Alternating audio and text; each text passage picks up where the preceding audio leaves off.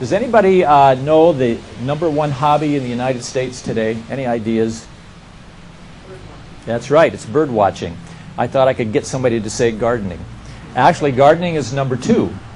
Now, that's not necessarily vegetable gardening, but it's all kinds of gardening, from flowering plants and everything included. However, I'm guessing that that gardening, including vegetable gardening, is going to be pushing bird watching maybe out of the first place. I don't know, but vegetable gardening is obviously becoming more popular. I mean, when they're tearing up the White House lawn and putting in a vegetable garden, you know it's becoming more popular. It was on P. Allen Smith was on Good Morning America just this morning, and was talking about bedding plants and starting your own seed. Some of you may have seen that. But the nice thing about growing vegetables is that, for one thing, they're cheaper. At least you think they're going to be cheaper.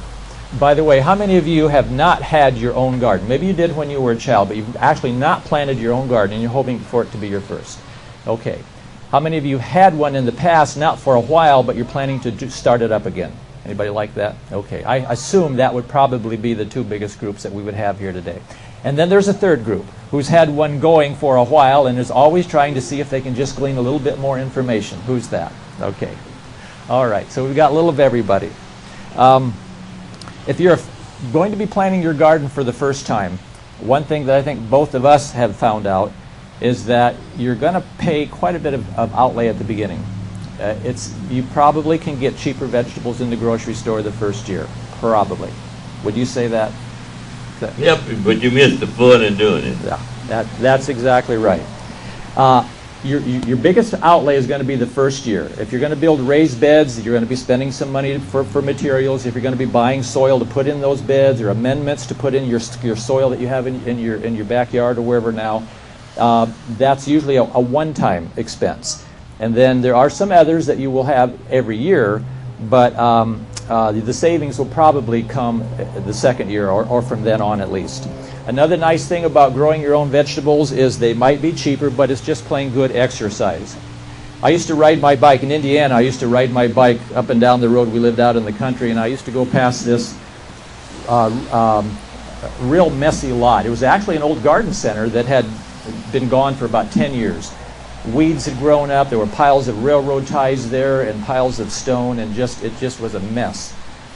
A guy built a real nice house next door to it, and he bought the lot mainly just so he could clean it up and not have to look at the mess. He then took a master gardener class and realized that there was his garden. So over the months that I would drive by there, I would see this place doing a dramatic turnaround, just really cleaning things up. Pretty soon a nice little picket fence was put up. And then I would see him every time I went by. Late afternoon or evening, he'd be out there working in this garden. So one day I just pulled my bike over and stopped and walked up and said, "You got a minute?" "Sure." And I said, "Well, I don't know if there's a neighborhood improvement award, but if there were, I think you should win it."